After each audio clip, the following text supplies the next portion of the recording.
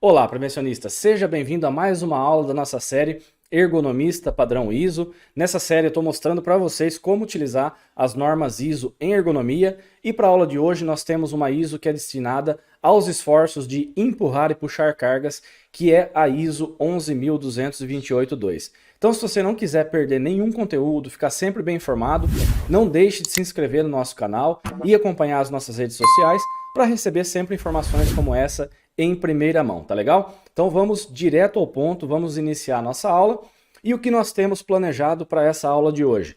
Nós vamos ter um entendimento da ISO 11228-2, aqui ela se aplica, né, entender os principais termos, conceitos, o que a norma nos diz quando nós estamos avaliando esses esforços de empurrar e puxar cargas e os critérios e procedimentos de avaliação.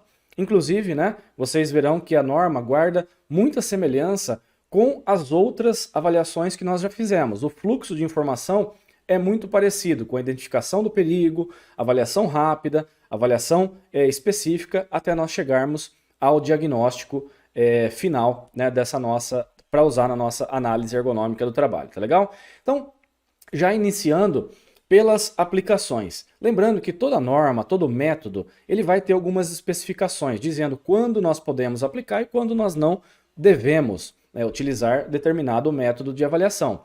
Nesse caso, essa norma se aplica para esforços, né, com o corpo inteiro e em pé. Então são aquelas situações em que o colaborador ele está puxando uma paleteira manual, está empurrando um carrinho transportador, não necessariamente para quando ele está sentado no posto de trabalho, realizando esforços de empurrar e puxar cargas. Se você quiser utilizar por similaridade, de repente você pode, mas não é esse o objetivo da norma, tá?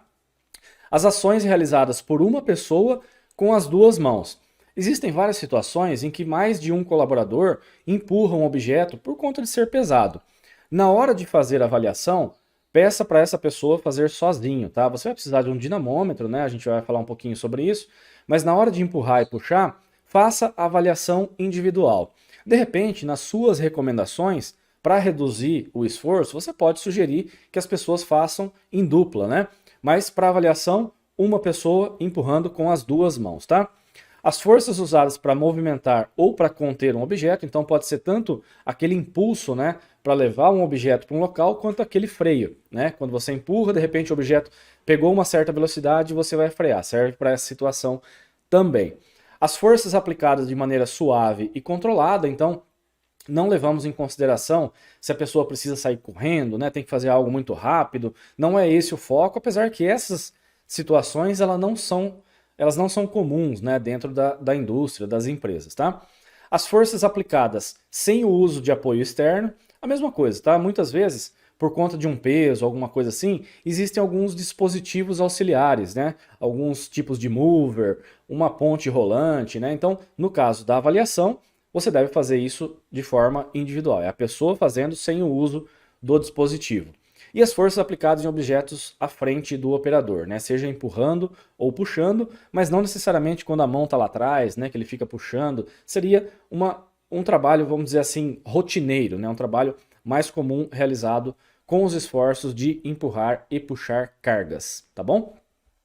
Alguns conceitos importantes. Nós temos basicamente duas formas para avaliação dos esforços de empurrar e puxar cargas. Um momento que é a força inicial e o outro que é a força sustentada. A força inicial, geralmente ela é maior porque você usa para mover um objeto, então você precisa tirar esse objeto da inércia. Exige-se mais força normalmente e ela é aplicada normalmente até 2 metros. Essa força inicial ela é avaliada principalmente nesses primeiros 2 metros. A partir daí, você tem a aplicação de força sustentada. É a manutenção de força para continuar o movimento, né? Enquanto você está empurrando o carrinho, puxando a paleteira. E é muito importante, inclusive, essas duas situações, porque nós teremos dois parâmetros para comparar com a norma. Uma de força inicial e a outra de força sustentada. Então você vai ter um trajeto, né, que essa pessoa vai percorrer e você vai avaliar ao longo desse trajeto qual é a força que ela utiliza para manter em movimento esse objeto, tá? E sempre diferenciar empurrar e puxar, porque nós temos também parâmetros distintos. Já adiantando para vocês, tá? Os esforços de empurrar cargas, eles permitem mais força do que os esforços de puxar. Eles direcionam uma quantidade menor de esforço para nossa coluna vertebral, principalmente, tá? Então, sempre que possível, né, optar pelos esforços de empurrar, ok? Então, aqui são alguns conceitos. O fluxo de informação, como eu disse para vocês, ele é muito parecido com o que nós vimos nas outras normas. Eu vou utilizar o mouse aqui, ó. Primeiro, nós vamos identificar o perigo. A primeira coisa, para utilizar essa norma, a ISO 11.228.2, é necessário que haja os esforços de empurrar e puxar cargas. Esse é o critério básico. Dentro do grupo de movimentação manual de cargas, nós podemos ter o levantamento e transporte de cargas, os esforços de empurrar e puxar, que é o que nós estamos falando hoje, e o que nós veremos na próxima aula, que são os esforços repetitivos, que é a movimentação de cargas leves com alta repetição. Então, primeiro ponto, identifiquei que há o perigo, né, relacionado a empurrar e puxar cargas. Beleza, primeiro critério atendido. Depois eu vou fazer as estimativas de risco. Então nós temos aqui uma avaliação rápida, que é um checklist basicamente dizendo alguns pontos que você vai observar se estão acontecendo, né? O tipo da carga, se há inclinação ou não, se há objetos impedindo, né, o transporte dessa carga. Essa avaliação rápida ela vai nos dizer o seguinte: essa atividade está adequada, ela não pode acontecer, ou você deve continuar com a avaliação, você deve partir para um outro método para estimar o risco que nós estamos trabalhando aqui. Então a primeira coisa, aplica esse checklist, né? A norma traz os parâmetros lá, o que você precisa perguntar, e na sequência, caso você tenha necessidade, nós vamos partir para um método específico, que é o que eu já vou falar na sequência para vocês, quais são os critérios que vocês precisam identificar, tá? Inclusive, tem duas formas aqui, uma que a gente faz de forma geral, levando em consideração toda a população de trabalho, seja homens, mulheres, com idades distintas, ou você pode aprofundar esse método, né, que é o método 2 ali, e fazer uma estimativa de acordo especificamente com a sua população. Eu particularmente não gosto dessa forma pelo seguinte: o que nós precisamos fazer? Entender todas as idades, os parâmetros de força das pessoas, as alturas, enfim, nós temos muitas variáveis, né, que nós vamos colocar. A avaliação fica realmente completa, só que aí no dia de amanhã troca-se as pessoas, né? Hoje eu tenho homens, amanhã eu tenho mulheres. Hoje eu tenho uma idade, um parâmetro de força, e amanhã eu tenho outro. Então eu gosto de utilizar de forma geral, né, para homens ou para mulheres, a gente vai ter os dois parâmetros dessa forma, e aí a gente consegue ter diretrizes, né? Ó, nessa situação é possível empurrar ou puxar cargas até esse emprego de força. A partir disso, nós já temos uma situação de risco, tá? Que seria basicamente esses parâmetros que eu vou mostrar agora para vocês. Primeira coisa, você vai ver a altura do apoio das mãos. Então, onde a pessoa está empurrando ou puxando, você vai pegar e medir aquela altura até o nível do solo. Você vai anotar esse valor porque nós utilizaremos lá nessa avaliação específica. Então, esse primeiro parâmetro é bem simples, vai lá, mede essa altura, né? Até onde está o apoio da mão das pessoas. A distância de movimentação. Então lembra, nós teremos dois momentos de avaliação. A força inicial e depois a força sustentada. Nós vamos medir, durante essa força sustentada, qual é a distância. Ele vai pegar essa paleteira, por exemplo, nesse posto de trabalho, e ele vai levar até o estoque. Ele vai percorrer 15 metros. Essa distância nós também vamos utilizar nas nossas avaliações, tá legal? Determinar a frequência, quantas vezes isso acontece dentro de um período de tempo, por exemplo, quantas vezes por minuto, quantas vezes no período da manhã, quantas vezes por hora, dependendo da frequência que você encontrar lá na sua atividade. Então você vai filmar essa atividade, vai ficar ali junto com as pessoas e vai contar quantas vezes isso acontece. É um outro parâmetro de avaliação. Determinar a população, basicamente se são homens ou mulheres, ou ambos. Se nós tivermos homens e mulheres, nós vamos utilizar os parâmetros para as mulheres, porque uma vez que eu consigo atender para as mulheres, os homens têm uma maior capacidade de força, então também vai estar atendido.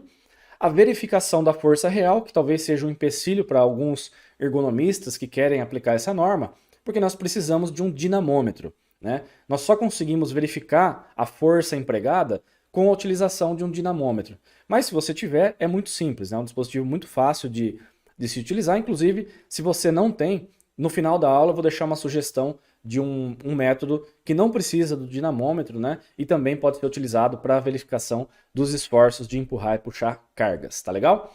Então aqui nós vamos verificar com o dinamômetro para poder comparar depois com os valores que a norma apresenta.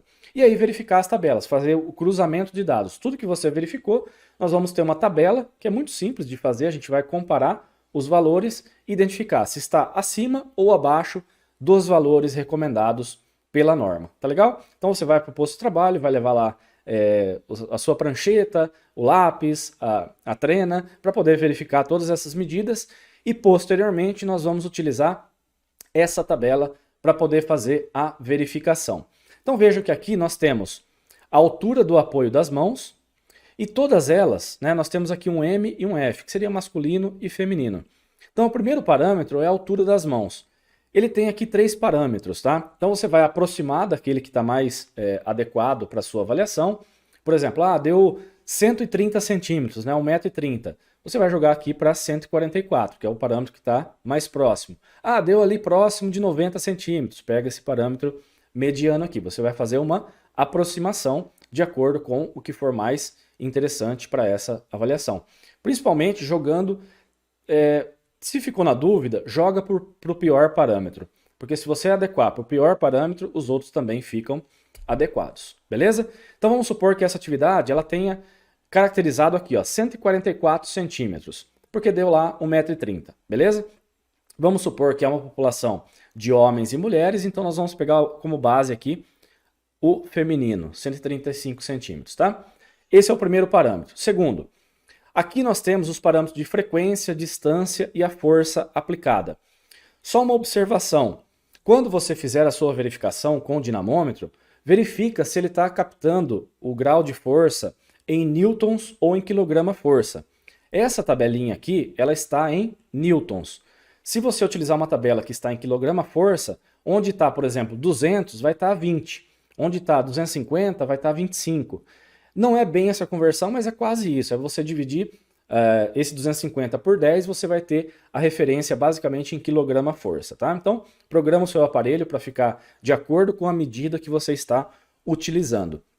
Então, aqui vamos identificar qual é a frequência das ações de empurrar e puxar cargas, quantas vezes por minuto, quantas vezes na jornada, se a jornada é de 8 horas, quantas vezes isso acontece, e assim por diante, tá? Vamos supor que ele faça isso, 5 vezes por minuto. É uma frequência, né, bem alta, tá? Então nós vamos pegar essa coluna aqui e vamos considerar que ele está fazendo isso por 2 metros, beleza? Então a gente vai fazer esse cruzamento aqui e nós teremos então, para as mulheres, uma situação aqui de 5 vezes por minuto. Nós teremos aqui basicamente 150 quilogramas, 150 newtons como parâmetro de comparação.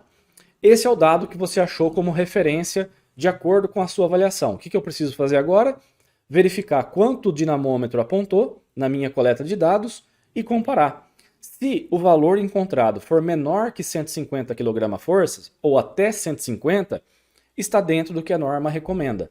Se estiver acima de 150 newtons, né, eu estou falando quilograma-força, mas se estiver acima de 150 newtons, ele está inadequado. A pessoa está fazendo um esforço acima daquilo que a norma recomenda. Então, basicamente é isso. Você faz a sua coleta em campo, anota todas essas variáveis, faz a aplicação com o dinamômetro, né, verifica a força, e aí você faz essa comparação. Pega a altura do apoio das mãos, faz esse cruzamento de acordo com a frequência e a distância que essa pessoa está percorrendo para empurrar e puxar cargas. Tem algumas lacunas aqui que a norma faz uma ponderação, você pode fazer uma aproximação também. Na nossa planilha, né, nós costumamos utilizar esses números inteiros, né, nós preenchemos todas essas lacunas para que não fique dúvida na hora do ergonomista preencher, dele estabelecer o seu relatório, tá legal? Então, basicamente, essa é a aplicação da ISO 11228-2. Eu, particularmente, gosto bastante de aplicar, mas, como eu disse, caso você tenha dificuldades, você não tem o equipamento, eu vou deixar um vídeo que vai aparecer na tela aqui desse lado, daqui a pouco, que é sobre o método KIM, de empurrar e puxar cargas, que nós temos, inclusive, aqui no canal. Dá para você dar uma olhadinha lá, verificar como que ele funciona. É uma ferramenta fácil de aplicar, e aí, né, você pode ter um parâmetro sem que tenha à disposição um dinamômetro, tá legal? E vai aparecer também aqui, se já não apareceu, toda a playlist sobre a a série Ergonomista Padrão ISO, onde nós estamos falando de todas essas normas, tá legal? Mais uma vez agradeço a sua participação, vou ficando por aqui, até um próximo vídeo e tchau!